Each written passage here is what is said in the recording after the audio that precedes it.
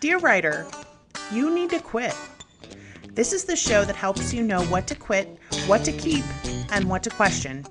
My name is Becca Syme, and I'm a Gallup certified strengths coach with thousands of hours of coaching 6 and 7 figure authors, mid-listers, major award winners, and new authors alike because everyone needs to quit something. Anyone can tell you what worked for them, and of course, they say it might not work for you, but they can't tell you why. Well, I can tell you why. Welcome to the Quitcast. Hi, everybody, and welcome to episode 19 of season 2 of the Quitcast. Today, we're going to be talking about one of our Clifton Strengths themes, which is a success metric program that we use to help writers be more successful in their careers. And so, Clifton Strengths are themes of talent that are organized into a one-word theme, and today's one-word theme is ideation. And we have some amazing writers here to talk about ideation with us. First, Ellie and I, who's also a Gallup certified strengths coach in the Clifton Strengths program, we're going to talk a little bit about what ideation looks like and how it might present in writers. And then we're going to talk to 3 writers. Today we have amazing people. We have Susan Kaye Quinn, Terry Schott, and Alexis Daria with us today. And we're so excited to talk to them. So take it away, Ellie and Becca. So when I think of ideation as a strength, the popcorn is the metaphor that comes into my head about there's like the heat, and then there's the idea, and then at some point it just kind of pops, and it's like, ooh, this, and then that, and then that, and then that, and they kind of all connect and they bounce off of each other. And there's a reason that we call ideation the creative thinking strength, right? Not that other strengths can't be creative, but that ideation is literally creating something out of nothing. So it's you have old ideas or old concepts or old data floating around, and you put them together and you create something new. And on some level it is carrying seeds of the old in it, right? Which makes it resonant because then people recognize it, but it's the brand new thing, the idea that we've never had before. High ideation people are the people who can listen to you talk about something and give you the idea that you've never thought of, because you wouldn't put the kernels together in that same way that an ideation would. As soon as you said popcorn, 5 other metaphors popped into my head. And Yeah. that's just the way ideation works. Oh, but it could be bubbles. It could be flowers in a meadow. It could be because that is the bubbling up of ideation, always with something different, a different perspective, things that it's the creative nexus. Yeah, like it really is important to think of it in a physical way, I think, because Yes. with ideation, it's often so what's the word? Abstract, right? The data actually sort of changes form, and it takes on a new form that it didn't have before. And I do think it's important to understand, if you want to utilize ideation to its fullest, that you have to think about it in terms of, I need to give it what it needs, right? In order for ideation to create that new thing, it doesn't create in a vacuum. Ideation always creates out of something else. And it's the let's say retransformation or reorientation or reprogram of something that sort of already exists. The the most common way that ideation people think about things is in what we as writers often talk about, meaning high concept, right? So it's like if you ever listen to Terry talk about his books, he'll be like, well, how do I explain to you what the game is life is? Let's say it's Ender's Game meets the Matrix, right? Or it is the Hunger Games meets, whatever, right? Like, so it's Right. trying to take a seed of something that is similar but not the thing, and then add it to the seed of something else that is similar but not the thing, and it's not really either of those things, it's something totally different, but it Mhm. has the seeds of those ideas in it. Yes, the growth from an acorn into a oak tree that doesn't look the same and then produces more acorns. Yeah, Yeah. And that's why we so often talk about feeding ideation when yeah. we're in a coaching session of we always ask, well, how are you feeding your ideation? Because ideation does need food in order to produce. Yeah. Yeah, it really does, and there's a relationship sometimes between other strengths that take in information like input or like learner, like empathy, Yeah. has some of that positivity, things that we would consider to be receptive strengths. When you have some of those can actually be the way to get at your ideation if the ideation isn't working. Or let's say you have an ideation strength that's in your mid 10s, 11, 12, somewhere 15, 16, and you want to utilize it more, then you want to look for, let's say, input, learner, strategic, context, analytical. Like you want to look for those strengths that are going to take things in as a way to bring the ideation up a little bit. And also, I will say, talking to other ideation people can also help. So like if you have a friend who's really high in ideation and you hang out with them, your ideation will rise because of it, because it Yeah. so likes that experience of taking and feeding and Mhm. then producing something else. Yeah. I have an ideation partner who's also high in ideation, and there are a lot of times when we will just bounce the ideas and we it's literally like balls bouncing against each other, going off in almost random directions, and we will chase one, then another, then connect them and pull things together. And at the end, we often come up with something we're like, so are we writing this? And we're like, yeah, we'll just throw it on an ideas board because there's going to be another one tomorrow. Yeah. But that's also how we feed our own ideation for the projects we have committed to, is by doing that and coming up with something totally new. We then go in with renewed ideation into our own stories. And Yeah. it's hugely beneficial.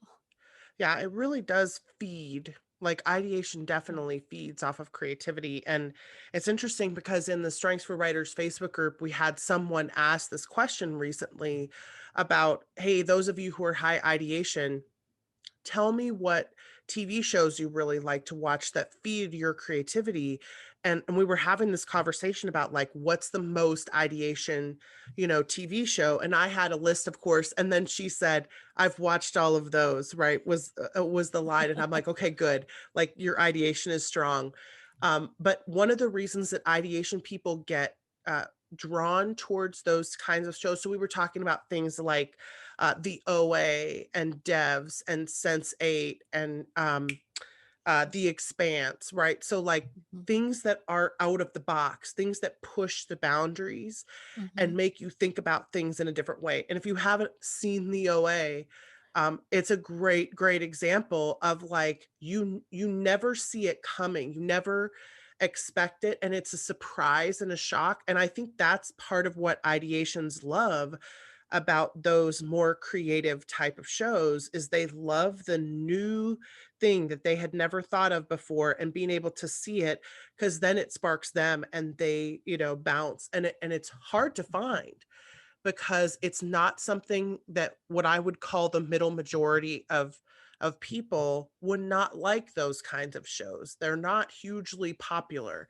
Like it's really hard to find something that is highly ideated and also highly popular. It's really, really hard. That's a hard thing for an ideation writer to hear Yeah. because that translates into what we write. Right. And then we Yeah. try and sell it. Yep. Yep. In fact, the Yeah. one of the hardest conversations, and I'm sure we'll talk about this in the author talk show, one of the hardest conversations that we have with high ideation writers is, but you know that not everybody likes this highly ideated stuff, right? You know that not everyone gets bored as quickly as you do or needs as much new information as you do, and they look at you like, how can they not? Like, what is wrong with their brains? And what's fascinating about it, and if you've never heard of the idea diffusion curve, uh go look it up. We'll put a link in the show notes about it. But the people who are on the innovators and early adopters side of the idea diffusion curve have a high desire for things that are new. They like to innovate. They like things that are different. But then what that means is they are outside of the majority, right? So they're outside of the majority with their innovations, with their early adoptions. And the rest of the bell curve is not hanging out there where all the new stuff is. And they rely on those people between the innovators, or they rely on the early adopters to figure out which things are the best for them, like which things are the best for the middle majority. And it's hard for the innovators out there, to feel like, but my newness and my excitingness isn't as appreciated by Yeah. the average, quote unquote, average person as I want it to be.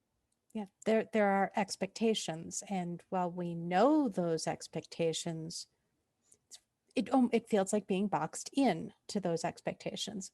And Yeah. I was laughing before because you have said that exact same thing to me when I've talked about a story concept, and you're like, so can you simplify that? Maybe take half of it and throw the other half in a different bucket. I'm like, but it works together. Yeah. Yeah. Well, But it doesn't and work within the genre boundaries. And right. yeah. And the highly ideated stuff does sometimes become really popular. This is what's so hard about the idea that becomes something the middle majority really wants. It is resonant enough to the things that the middle majority likes, but ideated enough that the innovator ideators really like it. But Mhm. there's that melding of those two things, and knowing how to walk that boundary is really difficult. But I find that this discussion is helpful for ideation people, mostly because it explains why the things that they really like and love are not taking off with the middle majority, right? Like, Yes. I can't tell you how many ideation writers, because it literally would be over 1,000. I can't tell you how many high ideation writers we've coached, top 5 ideators, who have said something like, I don't understand why this doesn't sell, or, why don't they like this book? And then they explain the concept to me, Yes. and I'm like, oh, I can tell you why. Like, I can tell you Yes. exactly why it doesn't, and it's because of expectations. It's because of the middle majority expectations, right? Yes. And they get so frustrated because they're like, but why don't, and I'm like, sometimes you just have to literally say, because not everyone has the same threshold for new and different that you do, and try again, right? It's not to say be less ideated, be less interesting, Mhm. be more boring. It's to say keep trying. So, like, I used Harry's book as an example, and he'll be one of the authors we're talking to because he's a number one ideation. But I used Harry's book as an example. It is an extremely ideated concept, but the trope, it is tropey AF. It is Mhm. an orphan boy trying to get his father figure's approval. It was not intentional whatsoever. It just was a good story to him, right? Like, it was not at all something that he tried to not ideate. He was ideating all over the place. It's just that what was really resonant about the story was the non-ideated part. And then the ideated part was like this fun Christmas candy that everybody else got to enjoy, that was this new and different surprising thing. But Mhm. what they really love about it is the parts that resonate with them, right? In the middle majority. I mean, not the ideators, because all the ideators love it, love the game, right? Like, we talk a lot around the Better Faster Academy and the Quick Cast. We talk a lot about building arrows to shoot at the target, and how, and I say this specifically in the Dear Writer, You're Doing It Wrong book. We talk about the way that the industry is more like a lottery system than it is like a business, because sometimes there is literally no reason that you can see why the hard work that you're putting in isn't working. And just because something is a good idea or a good story, or you like it or your readers like it, doesn't mean that it's going to sell. So sometimes what you have to do is let that go and just keep building arrows. And we have this saying in our Patreon live coaching where we say more shots on goal, right? We just want you to take more shots on goal. Because if you sit around trying to figure out why didn't this wonderfully ideated idea work, why didn't it sell, you're going to keep yourself from making more ideation. And Mhm, what we want you to do is to just keep taking more shots on goal. Um, mhm. so apparently I'm number 2 in ideation, and that means that's my second highest rate. I'm Susan Kaye Quinn, and I write under 2 pen names. Susan Kaye Quinn is my science fiction pen name, and I have another pen name where I write paranormal romance. And I've been writing since 2011, self-published. Oh, together between the 2 pen names, it's over 50 novels. I Wow. don't keep track. And currently writing some Hulk punk under my science fiction pen name, which all Ooh. kinds of uh, very new ideas in it. So I love that. How ideation to be doing the new mashup genre, right? I love that. I love that. Terry, what about you? My name's Terry Schott. I'm a science fiction writer. I've been a full-time writer since, for 7 years now, whenever that is. And yeah, I write cyberpunk, sci-fi. And what was the other thing? Oh, number one ideation. Number one ideation. Number one ideation. And if you have been listening to the quick cast, you know Terry's usually on the coaching section with us, but because his ideation is number one, and I know a lot of people have wanted to hear him talk about ideation, we had Ellie do the coaching session, and then Terry is here as an author, and his The Game is Life series is very much an ideation series. So I'm excited to hear about that. And Alexis, what about you? My name is Alexis Daria. I am a contemporary romance author. However, I am number one ideation also, so that means I really want to branch out into other genres as well. Yeah, yeah. Number one ideation, and not just other genres, but other mediums too, right? Yeah. Yeah. I feel like that's the most ideation thing is one is never enough because there's always the new and exciting thing. And I think a lot of ideation people have been made to feel guilty about that in the past, like made to feel guilty that they get bored or that they want the new challenge. And instead, that's actually a sign that your ideation is functioning really, really effectively. Because, of course, ideation is one of our highest, what we call the new and different strengths, things that want things to be new, because ideation values that idea mashing up against an idea and creating something new out of those things. And that's the sort of core of what ideation is. Since learning about your ideation, how do you see this in just your general life?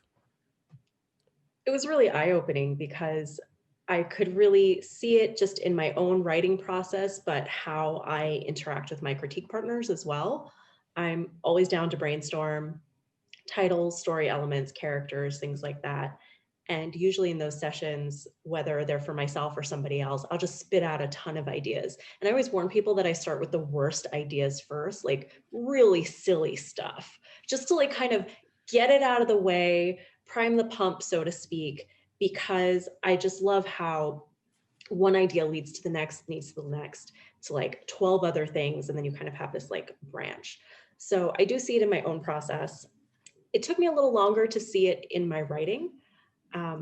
But when I look back on the books that I've published, my characters even ideate on the page Hmm. where, like in my dance off series, they will brainstorm their dance routines and the concept Nice. behind them and the costumes and stuff like that, which of course I do on my own. Like I have a document with all of that stuff figured out and pictures and videos and songs, but then they also do it on the page.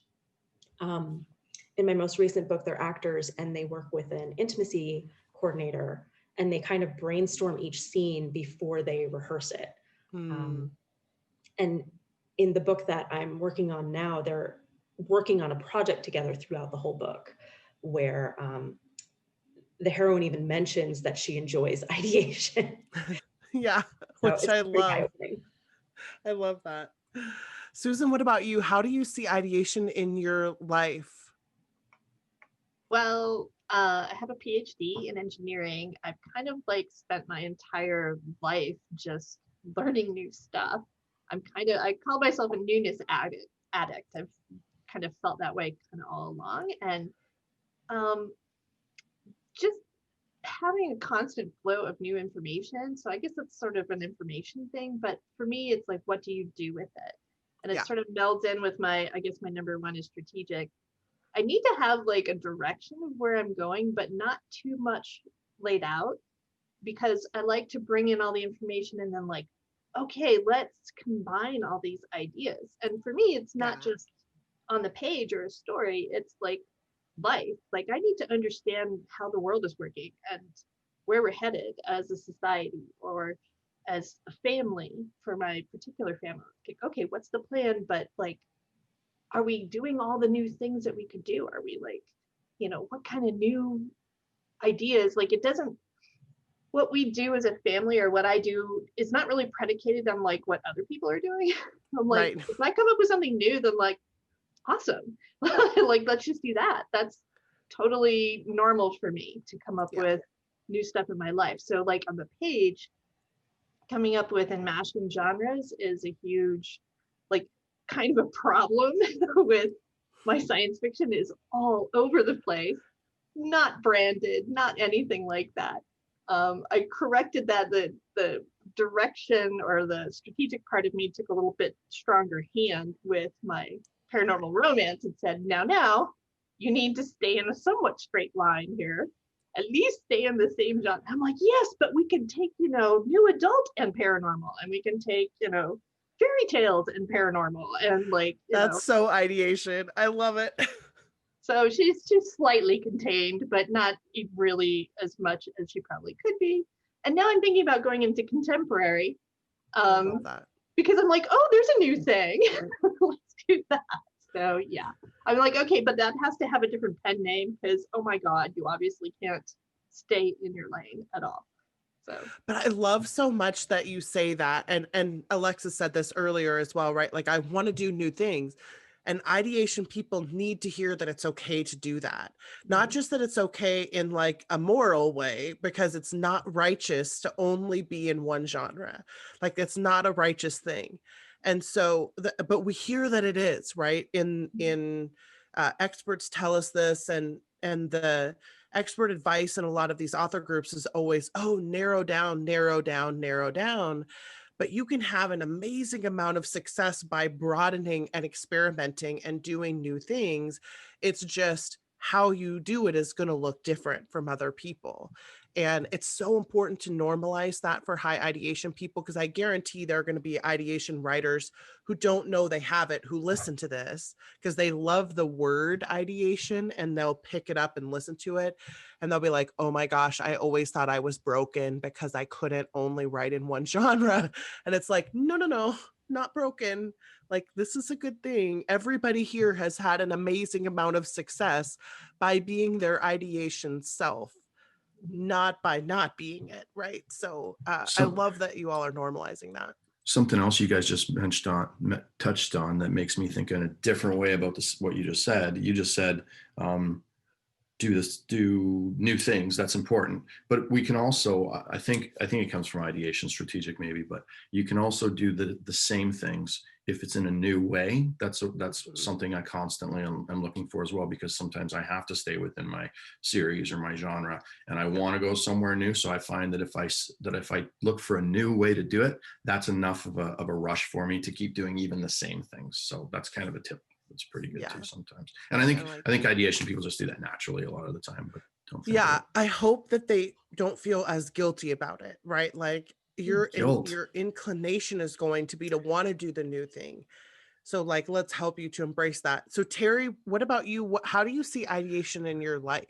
Well, it's funny, you keep saying guilt and my ideation's confused. I'm like, I've never felt guilty about it ever in my life. That's But good.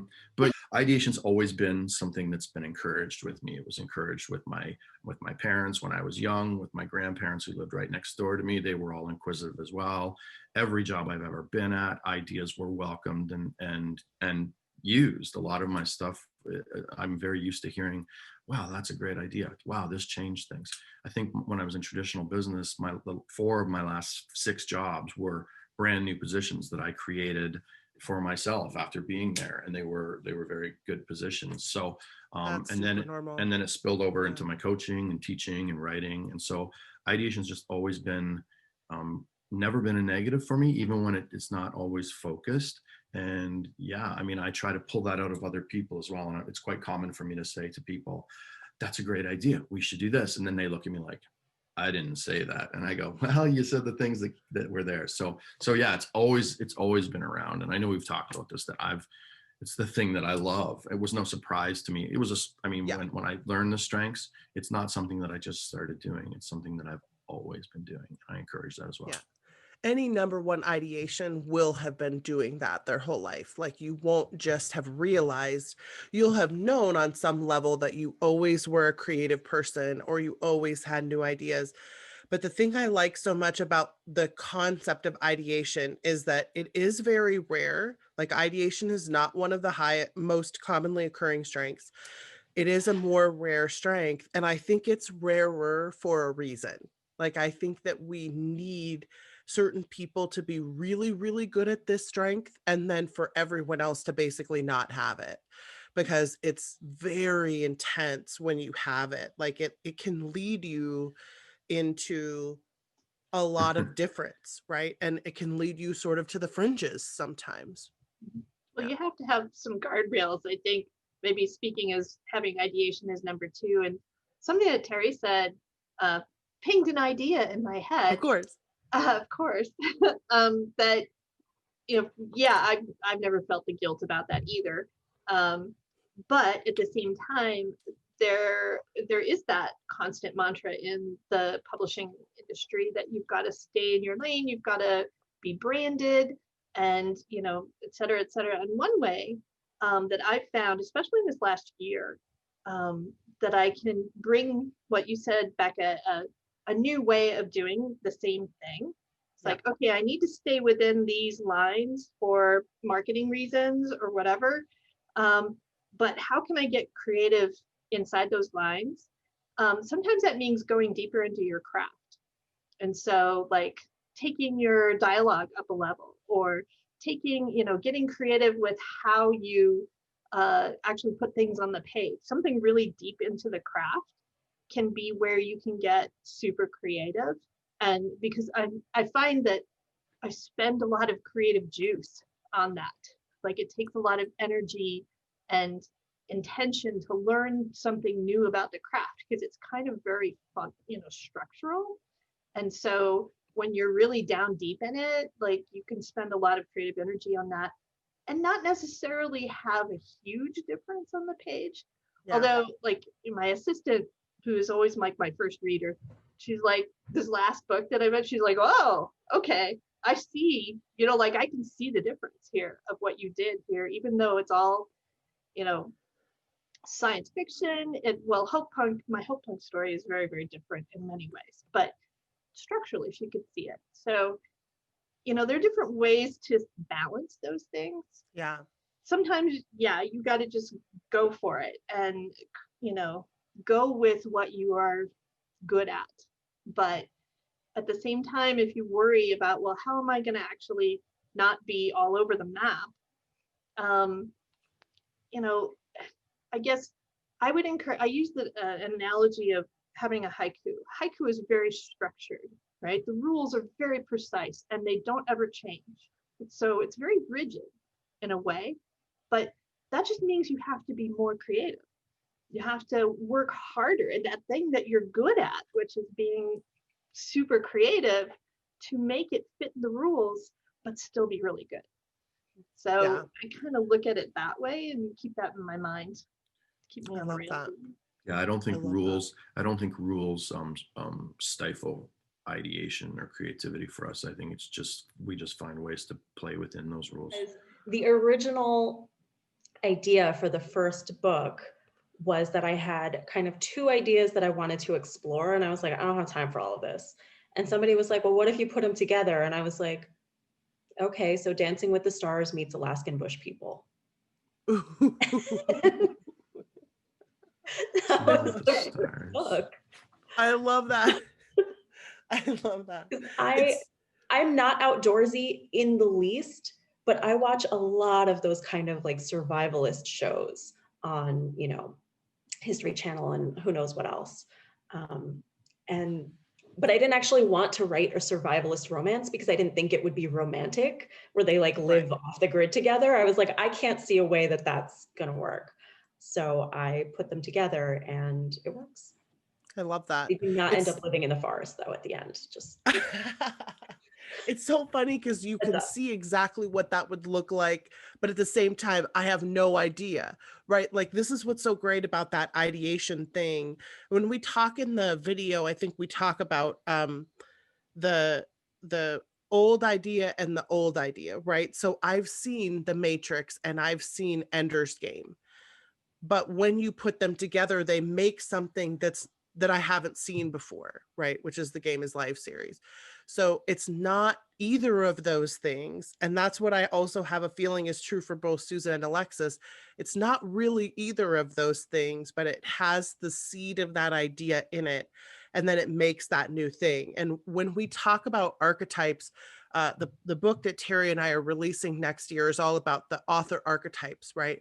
And ideation falls almost squarely and securely into the trailblazer archetype, which is wanting to do things that have never been done before and wanting to do them in a way that even if they have been done, it's done in a way that they haven't been done, and wanting to blaze new trail, being a pioneer, right?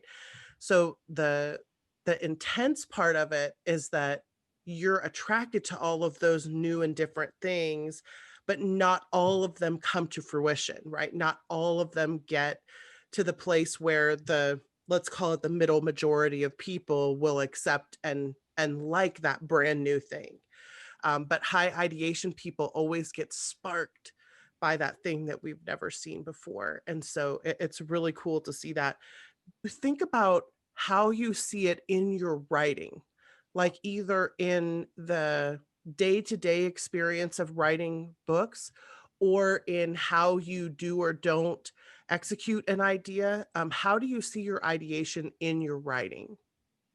I, I'm a pantser, so it comes really intuitively to me. And I kind of, for me, it's like seeing a TV show happen. So I know when I'm thinking of an idea for a story, I think of this big boom, it's this meets this, or it's this is this. And then I don't really focus on it so much. It's kind of like those 3D puzzles you used to not look at to see them. You kind of let your eyes blur a little bit. And that's how I do it. So I know what's going to happen. I'll write down like in one sentence, this happens, then this happens, and this happens. And then as I write that scene, it just comes to me. And a lot of stuff happens that I always want to be surprised, and I just let my brain do it, and it never lets me down. It always is shocking me and surprising me, and I usually get a kick out of it.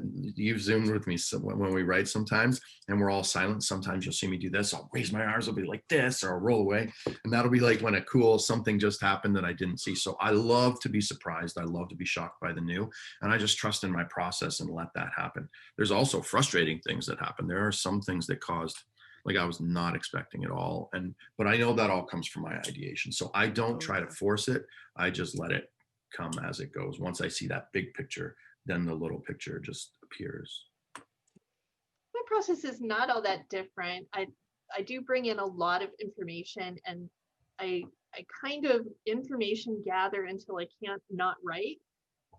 Usually, like literally, I'll be going to bed and you have that like time when you're kind of drifting off, or when you're waking up in the morning, and all of a sudden the scene just starts writing itself in my head.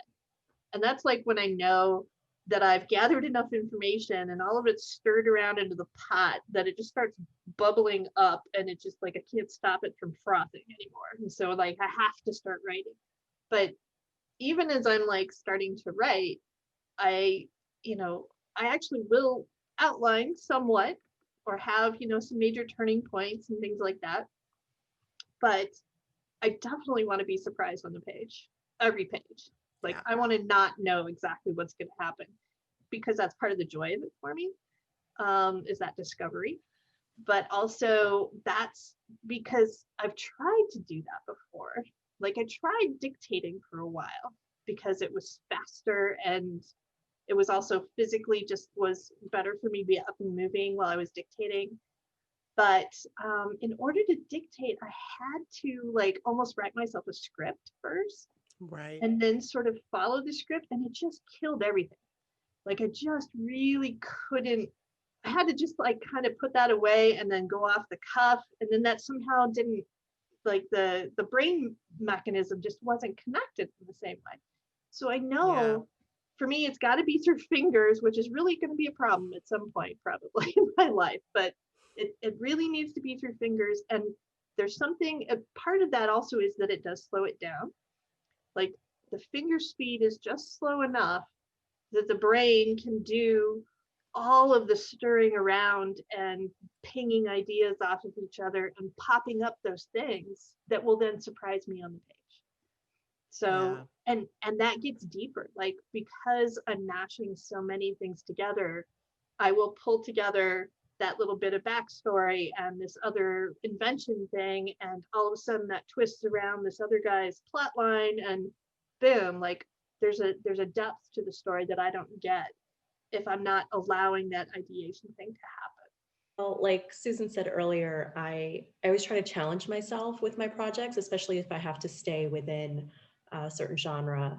I'll think about like a different craft element that I'm trying to elevate in myself for each project. Like, okay, in this book, I'm really going to work on deep POV, or in this one, I'm going to try to improve my description or setting details or things like that. I also try to play around with like the structure or format of things. But this is also where my agent comes in, because I'm like, I want to do this thing. I want to write this other weird thing. And she's like, okay, but you're also trying to build a career. So let's think about the next best step that is going to allow you to do some of those things, but that's also going to make sense, which is helpful. Sometimes I'm like, oh, but why? But she's right. But I'm also just fascinated by the process of things. So I noticed with my writing, I did a lot of, I guess, data analyzing in these last few months about myself and how I write and how much time I spend on things. And I've realized that I actually spend more time on, what people call the plotting process, but really is more like the ideation process for me than I do drafting the book. So I can spend months going through writing backstory scenes and doing character work and figuring out who these people are and what they're doing and what's going to happen in the story. I have a very extensive process, which I'm always tweaking. And then I will bang out the book in a few weeks, usually because by then I need to get it done. I don't have a choice, but also I'm number 2 focus. And it's my only executing strength in my top 10, in my top 20, really. So that's how I get things done. It's like, okay, 3 weeks, go, live and breathe this project. But because I've done all of that work at the beginning, it's like all in there. I have figured it all out. And I do still bump up against things where I'm like, actually, I think this character is going to act differently than I expected them to.